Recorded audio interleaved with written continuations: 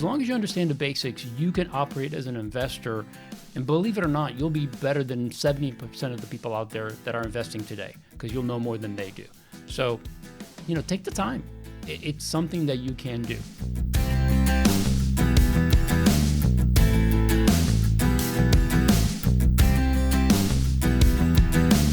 Welcome to Getting Money Right, a show dedicated to helping you achieve financial freedom through education and inspiration so you can be free to pursue your true life's purpose.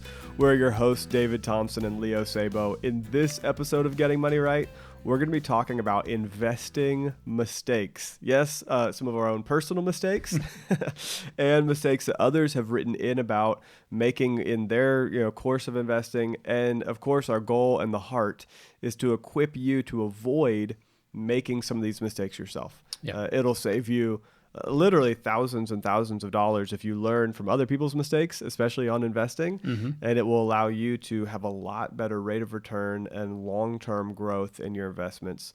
So this episode was inspired by an article in the Sound Mind Investing newsletter. Sound Mind Investing is a really great group that basically their whole focus is on investing.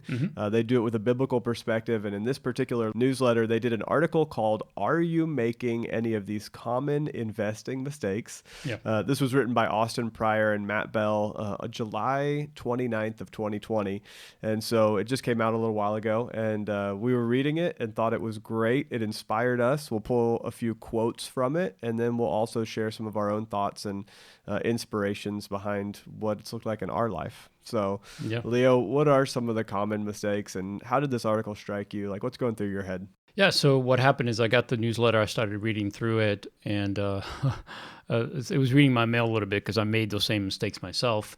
But really what they did is they asked their members, this organization's been around for 30 years, so they asked their members, what are some of the common mistakes that you've made in relation to investing? So based on that information, of course, they shared some of those stories, which we're not going to get into ourselves, but we do recommend you read this article. Go to soundmindinvesting.com and you can get their newsletter if you want to do that. And of course, it's a great organization. We just really want to recommend it to you because what they're doing is they serve as almost as an investment firm, but yet they are not taking your money investing for you. They're just guiding you how to invest. So it's a great resource. Been around for 30 years. And it's actually something that I read quite a bit and really benefit from. So we wanted to recommend it, but also to talk about some of the things that they shared, which are so common to the things that you and I, David, have talked about. Oh, we've talked about these. These are good. Yeah. So I'll just name a few things that they asked and then they went into, and then we'll kind of touch on them a little deeper. So first was, number one was waiting too long to invest. That was their number one mistake that people made from their, the people that they asked, right? Their members. Not getting educated on investment basics earlier, right? So people started investing, but really didn't understand it. And of course, you make a lot of mistakes when you don't know what you're doing. Right. And we're not talking about becoming an expert, but just the basics. That was another issue. Not living on a long-term investment plan. So meaning that, you make decisions in the moment, how the market's doing, should I buy, should I sell? And not having a plan makes you make those emotional decisions rather than the logical decision. That's one of the big things that they saw as a huge mistake for many of their members. Also, too busy with other things, meaning they never got around to investing or learning about investing because it was just people are just too busy. And we could all relate to that. They didn't have access to Getting Money Right. That right. was the real problem. If they had Getting Money Right, their problems would have been solved. Another investment mistake is not having enough margin so that when you're investing, you're actually investing money you could lose, and you're not doing it from the wrong motivation. Right? You're doing it because you know this is a step in getting you to a better place financially, but you're not taking a risk trying to make up for mistakes you've made. You're just doing it as a part of a strategy. Over-investing in a single stock or an employer stock was another one. It's huge. And also over-delegating the responsibility of managing their investments to a financial planner or someone that they trusted but didn't verify, didn't know what they were doing. They just said, I'm going to give you the money, make me a lot. Yeah. And it didn't turn out that way. This is a big mistake. Yeah. People will... Yeah. It is a little bit confusing. It does take some education on the basics. Sure. And a lot of people don't want to take the time to do that education and to learn about this topic. And so they just hand it off. Yeah. And so we'll talk about that. But not only over delegating, but also investing in, I'm going to put air quotes here, you can't see them, but in opportunities with unusually high rates of return. Right. These things that are like, no, if you invest in this today, it'll double your money, next week or next Can't year. lose. Yep. Can't lose, right? These guaranteed investments. That's a big investment mistake that a lot of people fall into. And then finally, trying to time the market is another very common investment mistake. So let's just start at the top of the list, Leo, and talk about some of our experiences and what we've seen and any really good insights from this article. Yeah, that's good. So the first one is obviously waiting too long. And I'm looking at some of the younger people in my life, like my kids, my son-in-laws, and I just want to say, man, get in there. Stop trying to wait for the right time to do this. Every person that waits is losing. In fact, one of the people that's mentioned in this article, their story is that they waited 18 months to invest in their 401k for their employer. Yeah. And to their estimation, they're going to be about $300,000 shy of where they would have been had they invested 18 months earlier. So That's 18 crazy. months, That's crazy. 300,000 plus. Yep. So this is just a reality. Time is your best friend when you're investing, right? Sure, it's going to go up and down. We talked about all of that, but the sooner you start, the better chance you have that you'll reach your target goal or eventually exceed it. Yep. And a lot of people, as they make this mistake of waiting too long, it comes down to not having information. So they're saying, hey, where should I open my account? What do I invest in? And it's basically they're busy and they just don't spend the time to dig in. So if you want to learn, if you want to be educated personally on the investment basics that you need to make or that you need to start with, go back and listen to Getting Money Right, episode 12 and 13. I would even go back and listen to 11, 12, 13, 14. We also did a great series of investment episodes in, I want to say episode 92 through 97. But I would go back to the very beginning with episode 11, 12, and 13. And then we talked about investing in real estate in episode 14. Start there for your basics. I personally remember this happening to me. This idea of waiting too long. It came for me from a place of a lack of education. And when I got my first job out of college that had a 401k and was kind of a professional job, I had decent income. I finally had some margin in my finances. And I could have invested, and I could have had a little bit of a match as well. But for the first year and a half to maybe even 2 years, I think it was only a year and a half, but for the first year and a half, I didn't invest. What happened was 2009, and the market had just tanked. I knew nothing about the market. I was in college, not paying attention to the market at all. I mean, I knew a little bit, like the news, but even then, this was not something I was interested in as a young kid. I was like, no, I got to go to work. I'm working on other things. It wasn't a highlight in my mind. And I remember I did get the investment paperwork from the company for my 401k, and I looked at it, and the rate of return was for 1 year, 5 year, 10 year, every benchmark, it was -1%, -3%, -10% over basically in the last year, the market had gone down. In the last 5 years, the market had gone down. In the last 10 years, the market had gone down. This was because it was 2009. We were right at the bottom of this terrible bust. And so when I looked at the rate of return, I just thought, well, why would I ever invest money? You only lose money. Because I was so simple. This is just me, a very young 20-year-old kid looking at this and saying, oh, well, the rate of return is negative in every category, therefore I won't invest. If I had a broader understanding, I would realize that we were at the low point of the market, and that was actually the best time to invest. Because from 2009 basically to 2020, when Corona hit, the market just shot straight up for about 11 years. And so the way I projected this out is for about a year and a half, I didn't invest. And let's say I'd only done like $100 and the company had matched $100. And so let's say I'd done $100, but that's $200 a month over basically 18 months. And so I didn't run the exact numbers here, but let's say it was $3,000 that I had just not invested in that first year and a half, $3,000 bucks. And that's only $1,500 for my own personal money. That 3,000, if you take the rule of 72 that we've talked about in our other investment episodes, you'll have to go back and listen to the rules of thumb and the investing terms and rules back in episode, I think it was 70, 96, 97, somewhere in there. But if you take the rule of 72 and you do a 10% rate of return, so your money doubles every 7 years, give or take. So let's say I was age 20, I think I was maybe slightly older, but 3,000 that would double over 7 years. So that'd be 6,000. It would double again and be 12,000. It would double again and be 24,000. It would double again and be 48,000, potentially even double again by the time I hit age 70. It would double again. And so from 48, you're now looking at $96,000 that my overall investment accounts could be lower based on missing out on 18 months on about a year and a half of investing. So I experienced this personally. It was because of a lack of knowledge. It was because of fear. And I think that ties right into the next mistake that people make. Yeah, which is not getting educated on the investment basics earlier. You know, here's the reality. Investing is like anything else. It can be learned. There's a lot of people out there giving financial and investment advice. You can learn it. Now, here's the reality is most of us don't want to be a certified financial planner. You don't have to go through that certification. You don't have to pass that test. And there's so much information about this. In fact, if you just go to, let's say, Vanguard and you decide, I'm going to open up my own IRA, I'm going to do an investment account, I'm going to open it up, they have all those basics as articles and videos. So they'll teach you. They want you to know the basics because they want you to continue to invest. So the information's out there, but you have to make it a priority. Don't wait. Make sure you understand the basics, because the basics, as long as you understand the basics, you can operate as an investor. And believe it or not, you'll be better than 70% of the people out there that are investing today, because you'll know more than they do. So, you know, take the time. It's something that you can do. This is interesting to me.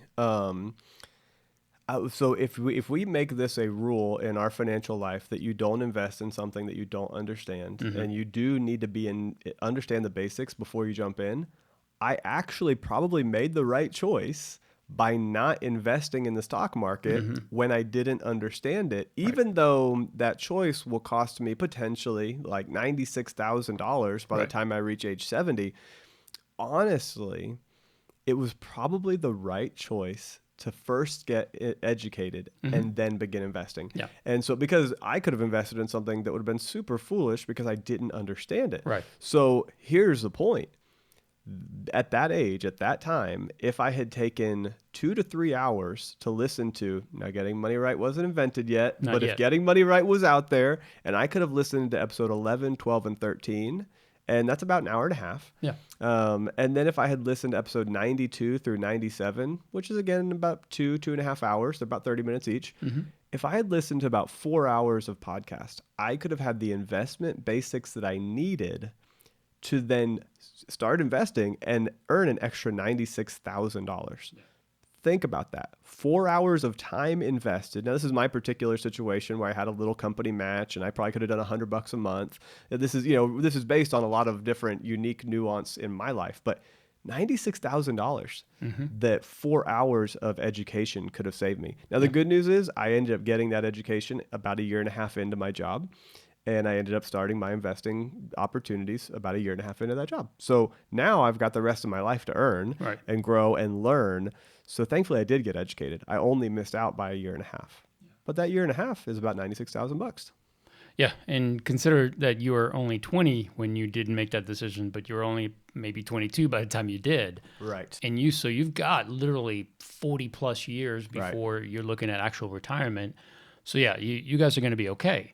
I'm actually talking about the mid 20s to early 30s person or couple that hasn't actually pulled the trigger.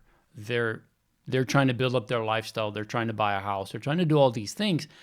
And in our minds, we think, we'll get to that. But what you're doing is the same thing David did. You're putting it off, and it's going to cost you. Your life is going to get busy. I look at my kids right now. They've got 2 toddlers walking around all day long, and they've got 2 on the way, right? So they're both going to have 2 kids, and that's going to keep them plenty busy. They don't have time to become financial experts. They don't have time to learn everything. But if they know enough, they know the basics, and just start committing a certain amount every month, just get used to not seeing that money, not using that money. I'm telling you, they're going to be at a different place 30, 40 years from now. Yeah, and you don't have to love this topic and be like, you don't have to watch all the investment TV shows, read Money Magazine. Like I subscribed to Money Magazine until I think it went out of business. But I subscribed to Money Magazine, Kiplinger's Personal Finance. I'm a nerd in this topic, but you don't have to be a nerd. You just have to invest. I want to say 17 minutes a day.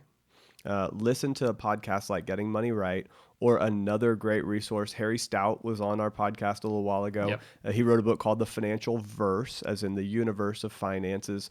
And he says spend 2 hours a week listening to podcasts, like 17 minutes a day. Yeah. If you will begin this, you don't have to, like, you can spend the other 45 minutes listening to stuff that you love, knitting, cooking, jogging, health issues, like whatever it is.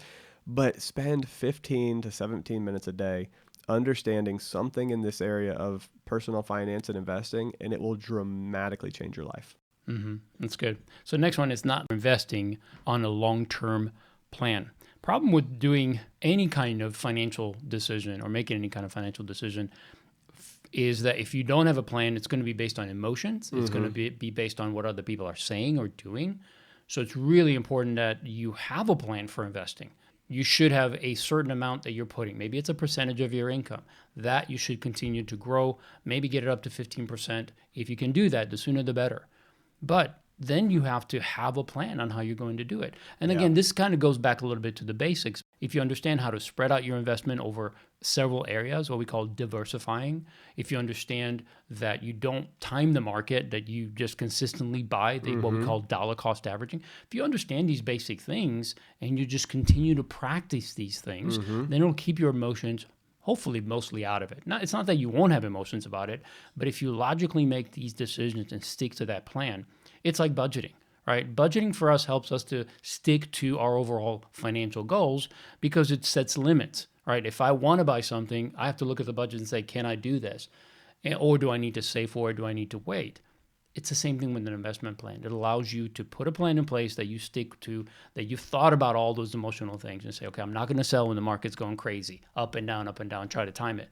So sticking to a plan, having a plan and sticking to it is really, really important. This is why Leo and I love talking about the budget. And it sounds funny, but we've dedicated our first, 10 episodes to budgeting, basically. I think episode 2 through 9 was straight on budget categories and creating and managing a budget.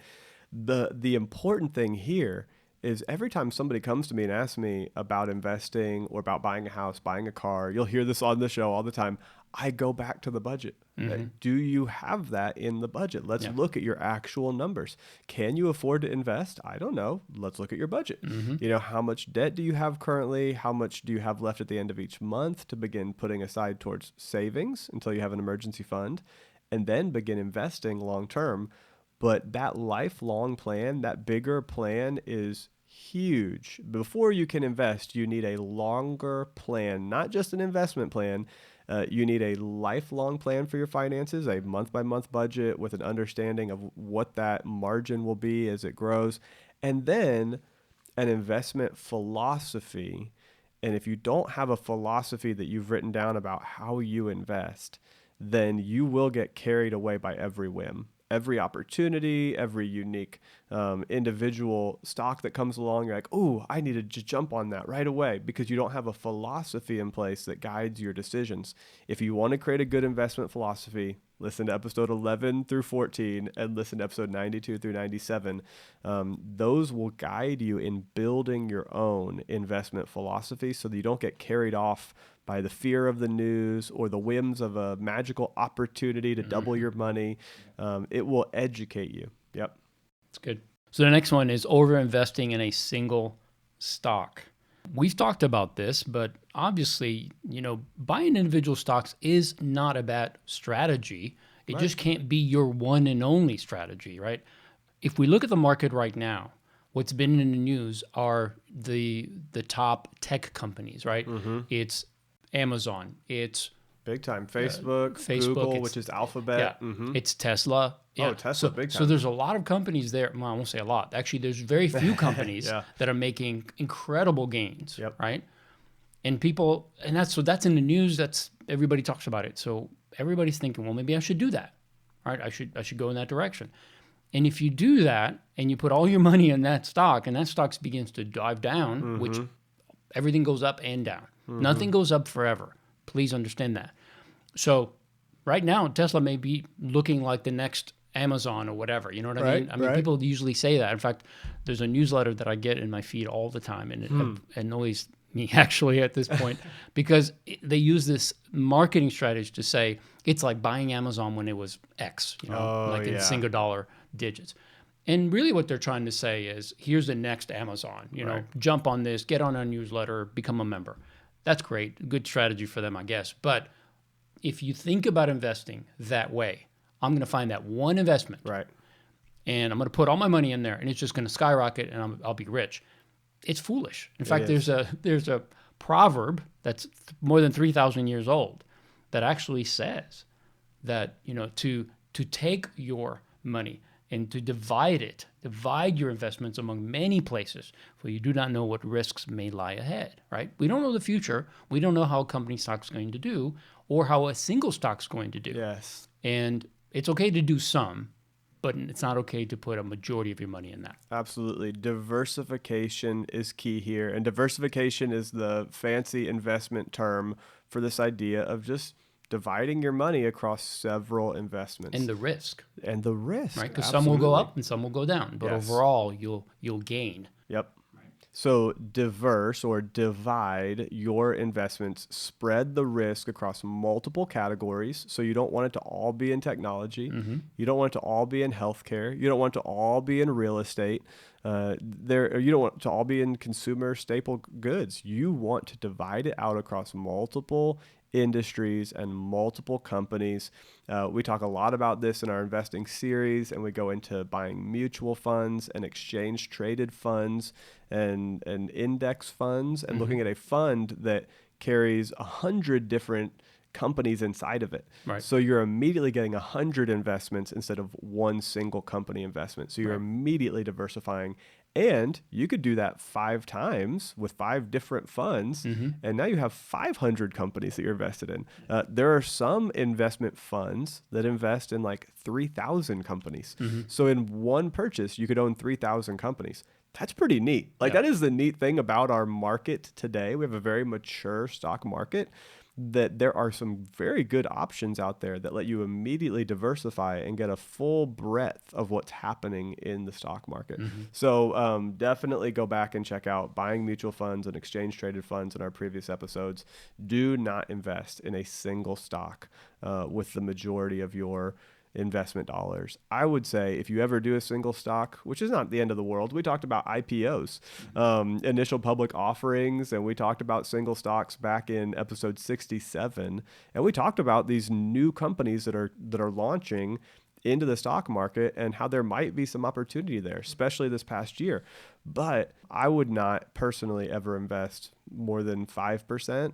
I think that's really conservative. I think that the general guideline is less than 10% into any individual stock. Right. Because it's kind of like play money at that point. It's like, I can afford to play with 5% of my portfolio or 10% of my portfolio. For me, I'd rather not play with it. I'd rather diversify it. Yeah, but it's okay. Our long-term focus is we're saving for retirement. We're saving for a time when we're no longer making an income and we'll need to have an income coming from what we set aside. So if you're doing that, realize that if you're risking more than 10%, your long-term plan may actually be severely damaged. If let's say you take 50% of your investment and you start investing in single stocks and those stocks don't do well, now you've just risked potentially years of investing that you've lost out on because there's not as much money on the table that can continue to build. So it's risky because it's one stock. Yeah. And listen, for those of you that are as old as I am, you probably remember Enron. It was the darling of Wall Street at one point, like many of those existed in the late past. 90s, yep. Yeah, and this company couldn't do no wrong. But yet, then it just caved in. And when it did, everything was lost. Yeah. I mean, people lost significant amount of money because they were invested. And I remember one particular story, and this actually leads us into the next mistake, which is overinvesting in an employer stock. I remember this lady came on one of the news pieces that was done at that time, and she had invested, she was an employee first and foremost, so she lost her job when Enron collapsed, but she also had invested in the company stock $750,000. Wow. It was her entire investment, right? I mean, if you would have talked to her 6 months earlier, she would have told you, I work at the best company, I got an incredible retirement coming, and I've got a good job. And in one day, it all went away. Yeah. And not only did she lose her job, which you could always get another job, right? But Right. you cannot come up with $750,000 Yeah. that quickly. Well, and you that's can a shame. always get another job, but if you're leaving Enron, whose reputation was hugely tarnished, it may be difficult for you to get a job in the financial sector or in the energy sector because that is on your resume. Yeah. So I mean, this the high risk, not only because your career is tied to that company potentially, but also if all your finances are tied into that. And think about that. I mean, just what you said. She basically was a millionaire. Probably if you added in her other net worth, maybe from her home, she's basically a millionaire with a great job. And 6 months later, she was almost completely destitute. I mean, I don't want to sound overly crazy, but seriously, In no her job. mind, I mean, from what I recall, she huge was, wreck. yeah, she was at the bottom. Yeah. So we have another good story. This actually came right out of the Sound Mind Investing news article, but I thought it was worth putting in here. This is a quote. This is somebody saying, they said, our biggest mistake was saving for a down payment on a house by investing in the stock of the company that my wife worked for. So again, this is employer stock. We were in our mid-20s, we didn't have kids, and we were living off of just the guy's salary. And she was working for a telecom company and was able to buy their stock at a 15% discount, which sounds really good because if the stock is worth $100 and you can buy it for 85, you're kind of like, great, immediately you have a $15 spread. That's great. So they did. They put in most of her salary. So think about this. They're living off of his salary, putting in most of her salary into that stock. Wow. And in just a couple of years, they had $85,000 saved to put towards a house. Then about a year later, the stock was worth only $15,000. Wow. And so they had invested a huge amount of their money because of the initial discount. And it was a great, hey, there's a huge discount. This company is obviously doing well. It's a telecom company, which was kind of the technology stocks of the day. You know, think back to AT&T and Southwest Bell and all that good stuff, Southwestern Bell. And he said, it still hurts to think about it.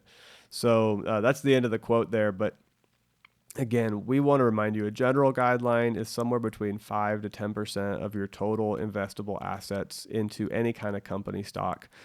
Do take advantage of a 15% discount, but take advantage up to maybe 5% of your portfolio. Yeah. Then not 3 years those. worth of income. Right. Not 3 years worth of income. That Exactly. hurts. Exactly. That hurts. I feel for them. So just like this is huge and we just can't emphasize it enough. Don't invest too much in a single stock or into your employer stock.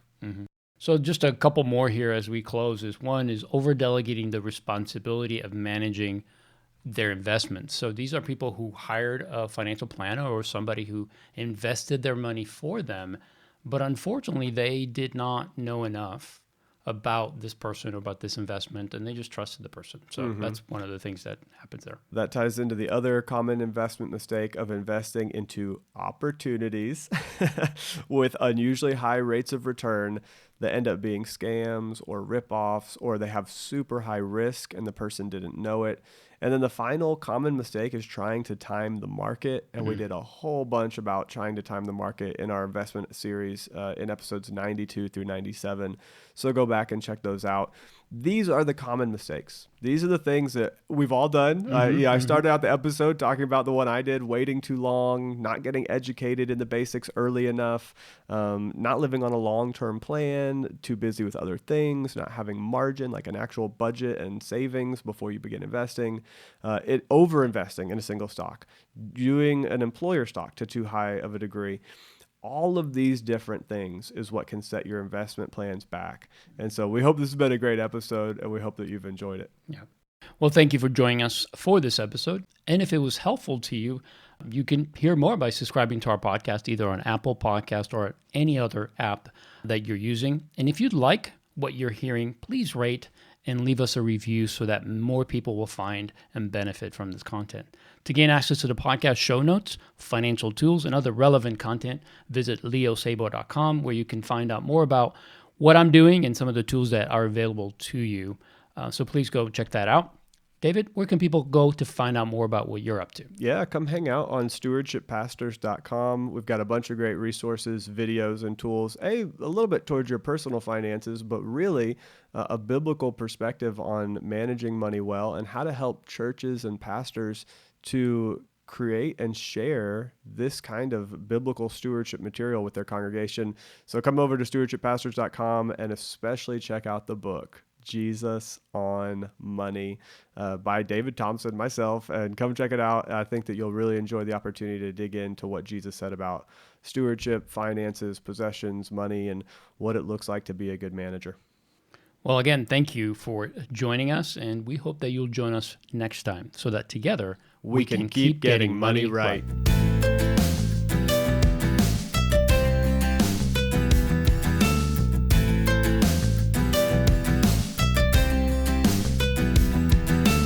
I would not personally ever invest more than 5%. I think that's really conservative. I think that the general guideline is less than 10% into any individual stock. Right. Because it's kind of like play money at that point. It's like, oh, I can afford to play with 5% of my portfolio or 10% of my portfolio. For me, I'd rather not play with it. I'd rather diversify it.